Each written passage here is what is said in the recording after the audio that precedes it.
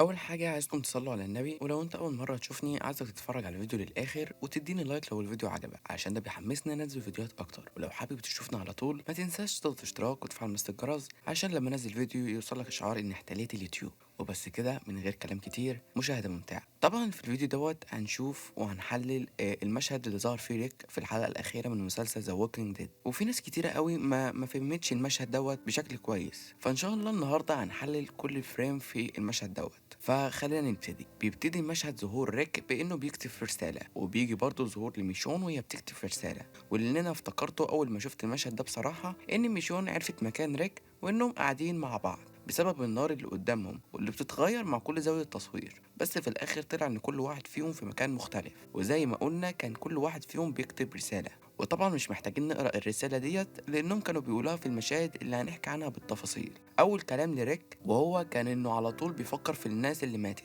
وفي الموت، وبيظهر لقطات للشخصيات القديمة على مر المواسم اللي فاتت. وبيدمج حوار لميشون مع ريك واللي كانت بتقول فيها انها حاولت توصل لاخوها اللي هو يعني ار جي ابنها. فالناس فكرت ان ميشون بتكتب لاخو ريك او يعني ريك لاخوه بتبحث عنه، بس في الحقيقه ميشون كانت بتكلم جوديس وبتقول لها انها حاولت تكلمهم مره ورا التانيه بس مفيش ارسال لانها بعدت عنهم جدا. وبيتكلم ريك على عيلته القديمه وميشون بتقول انهم مهما بعدوا هيفضلوا حاجه واحده. وبعد كده بيظهر ريك وبتبقى في وشه النار وبيبقى باين عليه انه متوسخ وحالته متبهدله. وبعد كده بتظهر ميشون بلبس غريب واللي ممكن تكون خدته من الجماعة اللي كانت ساعدتهم في آخر مرة شفناها فيها، أو ممكن يكون لبس مثلا للجماعة أو الجيش الكبير اللي احنا شفناه برضه في آخر مشاهد ميشون.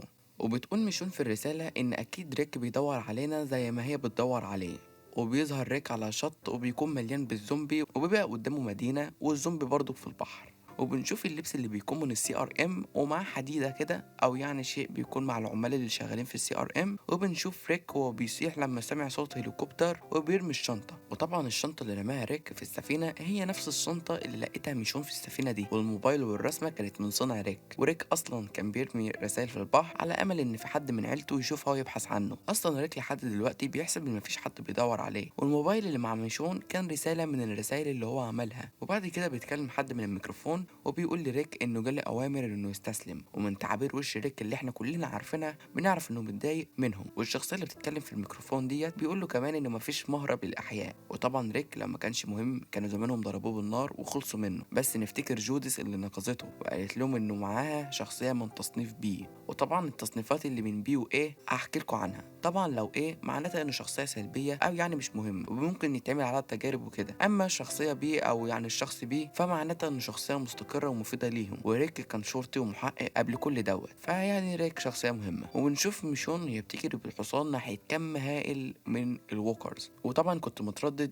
ان دول ووكرز او بشر، فمش عارف بصراحه، بس انا من رايي انه ووكرز لانه اولا من طريقه مشيهم ومن الكم الهائل من الاعداد ديت. وريك في الاخر بيسلم نفسه. بس في اخر المشهد بنشوف الضحكه الساخره، واكيد كلنا عارفين معنى الضحكه دي. فممكن ريك يخلص على اللي في الطياره وياخدها وبعدين يروح لعيلته او يقتلهم بس. وبنشوف المدينه اللي ريك واقف قدامها واللي بتبقى تقريبا مشابهة للمدينة أو المجتمع بتاع سي ار ام، واللي بالمناسبة في مسلسل ووكينج ديد بايونيد. وبنشوف مشهد أخير لجوديس وار جي وهي بتقول له إنها بداية جديدة. طبعا ده كان تفسير لمشهد ريك وميشون، واللي بصراحة من رأيي إن أنا كنت مستني مثلا إن ريك يظهر ويساعد الجروب حتى في آخر الحلقات اللي هم فعلا كانوا محتاجين مساعدة. بس يعني دي كانت دماغ المخرج. بس برضو ما ننساش إن النهاية كانت جميلة جدا، وبصراحة متحمس جدا إن نشوف المسلسلات التانية اللي هي طبعا هتبقى مشتقة من ذا ووكينج ديد يونيفرسي. وطبعا ما ننساش انهم هيعملوا مسلسل ووكينج ديد سيتي واللي هيبقى فيه نيجن وماجي في نيويورك، ومسلسل ديكسون خاص بديرل واللي هيصوره في باريس، ومسلسل خاص برضو بريك وميشون واللي هيبقى قنبلة السنة ان شاء الله. طبعا اتحدد موعد مسلسل ديد سيتي بتاع نيجن وماجي وانه هينزل في شهر ابريل اي بعد 4 شهور في السنة الجديدة اللي هي سنة 23. اما مسلسل ديكسون ومسلسل ريك وميشون ما اتحددش لسه. وطبعا كل مسلسل هيبقى ليه الكاتب بتاعه، وعلى حسب معرفتي حاسس ان هيبقى فيه ووكرز متطور في البلدان الجديده زي ما شفنا في الموسم ال11 من ذا ووكينج ديد. زي ما شفنا الووكرز وما بيتسلقوا وبيمسكوا السكاكين وبيمسكوا طوب وبيكسروا الازاز. فاتوقع انه هيبقى فيه ووكرز جديده في المسلسلات الجديده. وما ننساش ديرل اللي مشي علشان يبحث عن ريك وميشون في اخر المشاهد في الحلقه ال24 في الموسم ال11. طبعا حد يسالني عن رايي ان ممكن ديرل يبحث عن ميشون وريك ويلاقيهم، وبصراحه مش قادر اتخيل ان ديرل ممكن يلاقي ريك او ميشون، وبسبب المسلسل اللي راح فيه واللي هيبقى في باريس، والمجتمع اللي فيه ريك في بلوفيا. فمش عارف بصراحه ايش دخل باريس ببلوفيا اللي هي في مجتمع CRM دوت. فبصراحه دماغي عملت ايرور، فمش مش قادر اتوقع ان ممكن دير يلاقي ريك او ميشون. هو ممكن دير من خبراته ممكن يلاقي ميشون ويمشي على خطاه ويلاقيها، بس